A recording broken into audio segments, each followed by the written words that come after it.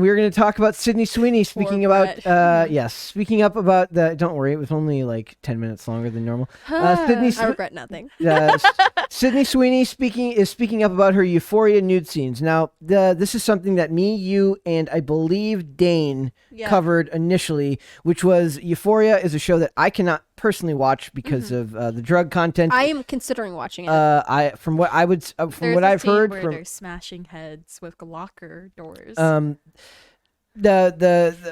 what I understand from people whose opinion I trust, this is absolutely something you should probably be watching. But it says basically what happened was there was all these reports of like trouble on set, people who took issue with the amount of nudity in the show. We talked about it once when I was on the show, and it does seem like it's pretty heavy stuff. And I had said at the time, like, I wonder how they're governing this, like, because I just worry about our sweet Gen Z teenagers' mental health. Like, they're going through a lot right now. Guys, before we even get into this, I wanted to do a whole segment, and I never did, on intimacy coordinators, which is an actual job in Hollywood. First of all, I'd love to see the number on how many male intimacy coordinators there are, because I can guess that number, and it is a very round 0 number. But that stuff is fascinating. They were talking about in relation to Bridgerton, but let's go through this here and we'll come back to it if need be. So it says Sydney Sweeney is currently enjoying quite a bit of success as she is part of two television shows on HBO. The network is certainly known for producing some of the best work on cable television. On top of appearing in The White Lotus, Sweeney is one of the stars of Euphoria. Euphoria is currently on a record-breaking run and it is now the second biggest HBO show next to Game of Thrones. While the show is enveloped, I love that word.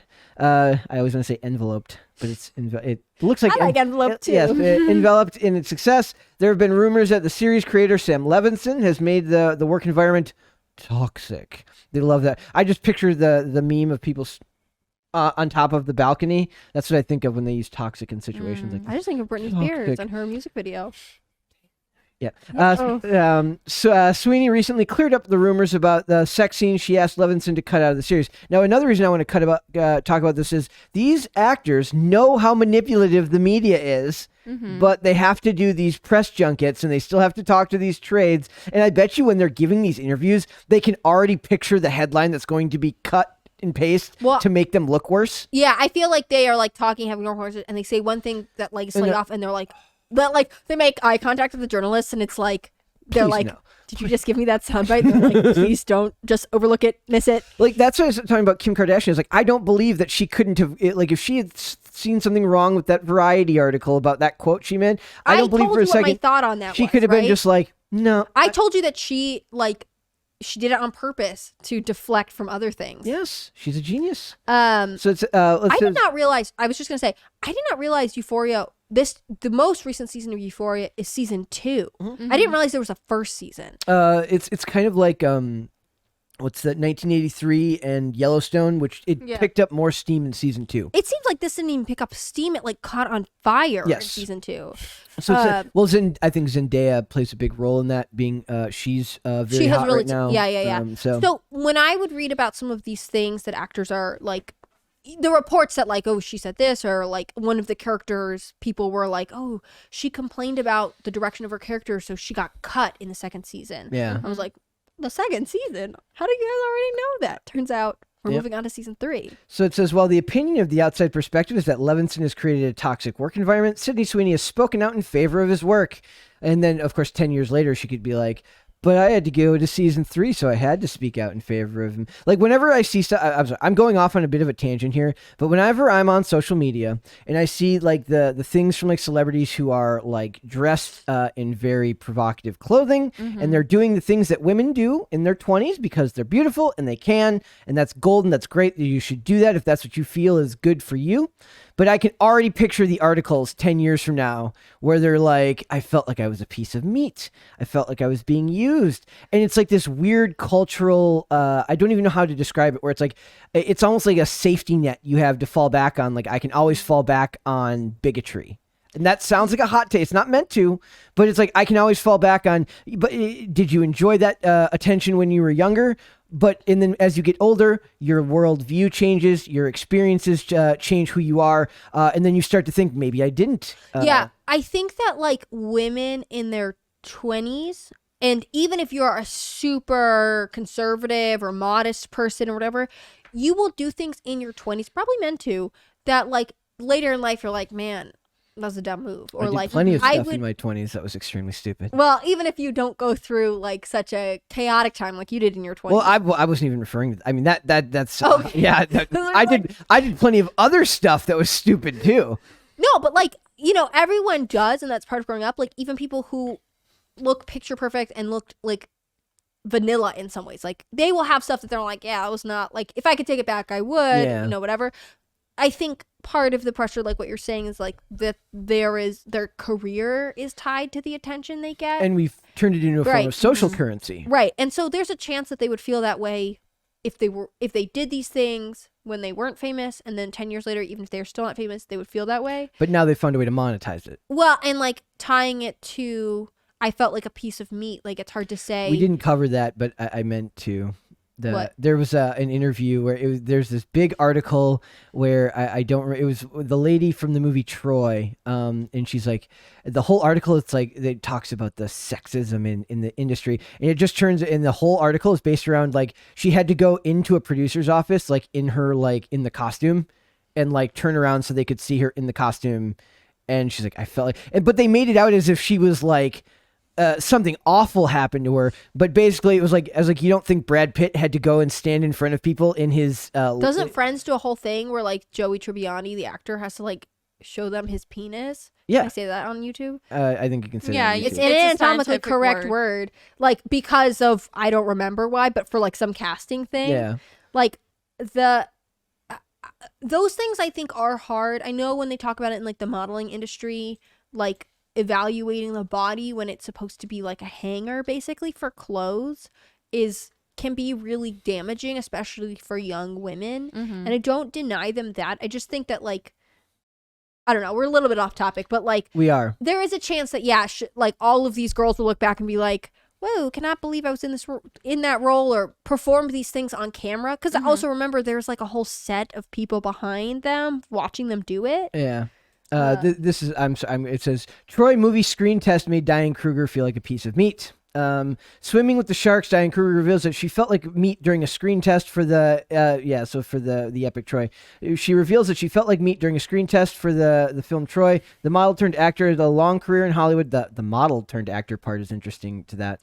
Well, that's like I just made the comparison Yeah. to fashion models who Yeah. like they don't even feel like meat because they're too tiny. Like they're Yeah. literally told your body is a hanger. Yeah. That the like the reasons they can be upset that you don't fit the clothes properly is because you don't do the clothes justice. Yeah. Yeah. Which like similarly for actors when they're evaluated in costume or whatever else, like it's a very difficult part of being part of a visual medium, which I'm not saying that Hollywood handles all the time in a super healthy, positive way. Yeah. But it's also not always unwarranted given what they are ultimately trying to produce. So I know we're like, I just says Kruger was asked to test for an executive in full historically inspired wardrobe. It says, I remember testing for Helen of Troy and having to go to the studio head in costume, and I felt like meat being looked up and down and was asked questions like, why do you think you should be playing this role? Like when I think of that just sounds like a classic Hollywood, like they're looking for, do you have the charisma? They're looking for, do you have the visual appeal? Like it or not, the guys and the girls both have to look good for those roles. If you ever want to see something fascinating, watch like the workouts that Henry Cavill had to do to become Superman. Well, what I was going to say is, you know the movie Sound of Music, right? Yes. Yes. The actress Charmaine Carr, who plays Liesl, the oldest daughter, when was Sound of Music filmed? In the I don't know. I don't even know when, but you know, well before modern times. Yes.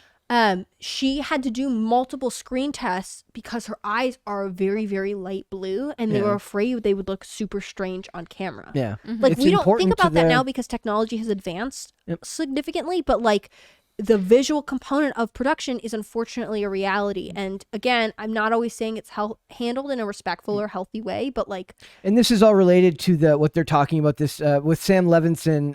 With Levinson, basically the idea is like, did he have to have so many nude scenes in his movie, in his show? It's like, well, he's the artist. He's the one creating this here. You're being paid to do a role. If you don't want to do that role, no one's making you do that. yeah. I think they're trying to draw a comparison to some of the accusations that have come forward from women who are on One Tree Hill, where they were like, every time the season went on, they put me in my bra. Like there were more and more episodes of, me doing this or dressed really scantily, and like there was accusation, you know what I mean? I think they're trying to draw a comparison to that. So it says, Sweeney has spoken out in favor of his work. According to her, I never asked him to cut any scenes. It got twisted and turned around and became its own beast. I was like, oh God, it was more how respectful Sam is and how incredible of a director he is. He would never make me do something I didn't feel comfortable with. Literally all those articles were the opposite narrative of that. It's strange too, because every time I've heard Zendaya or this girl or like any of the actresses on the show talk about Sam Levinson, they're always talking about how like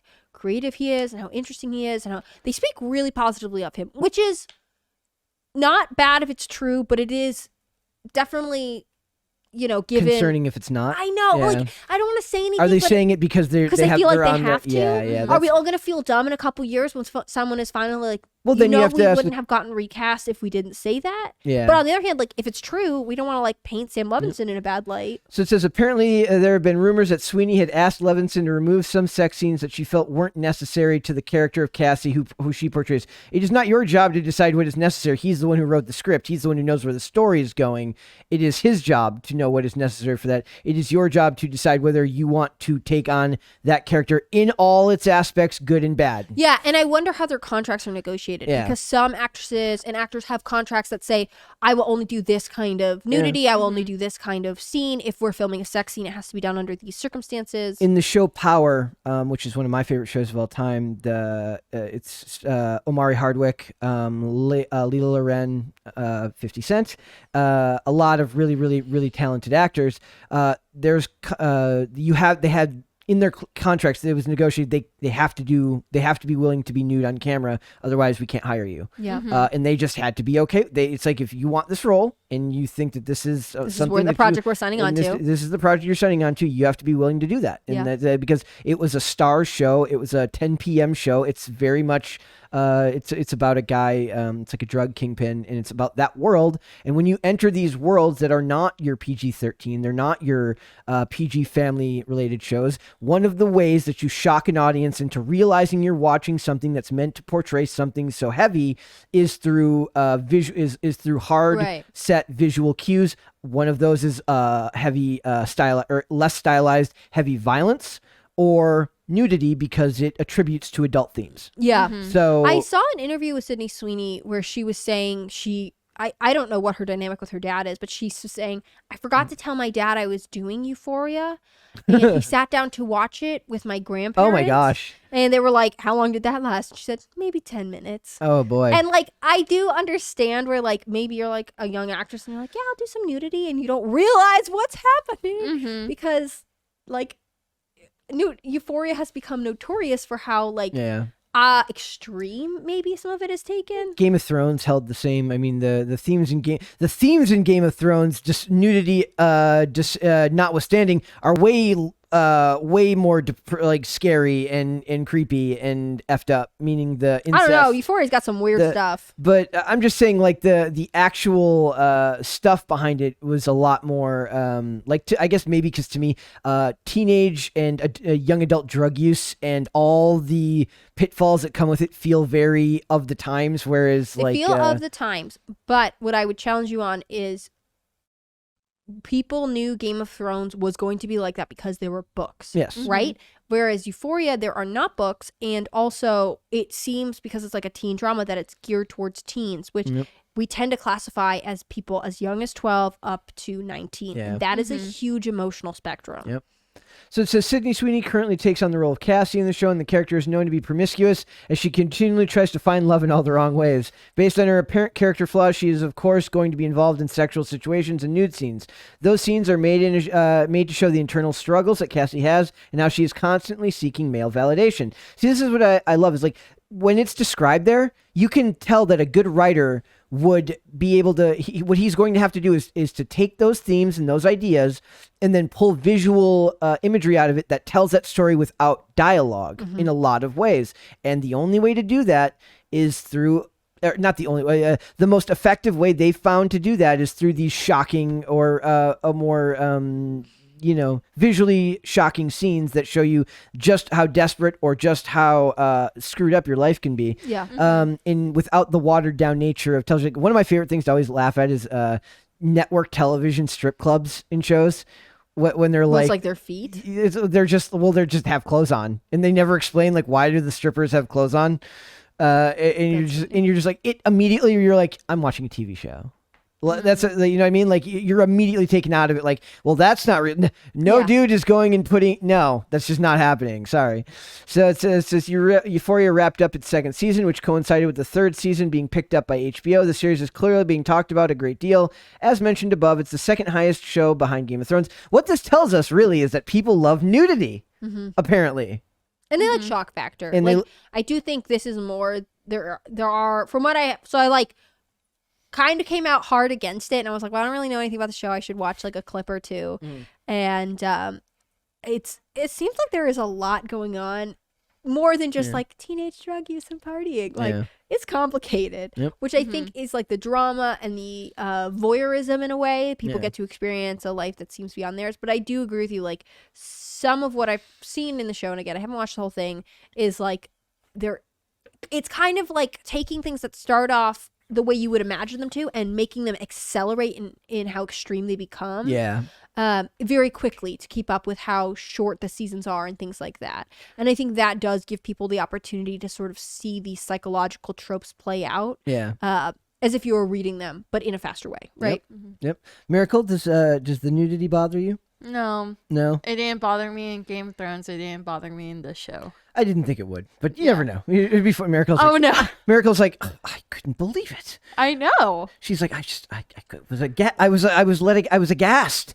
That's a word, right? Aghast. Yes, it's a word. I can just see Miracle I can't believe they would show that to me. It's just awful. I don't know. For me, like, it depends.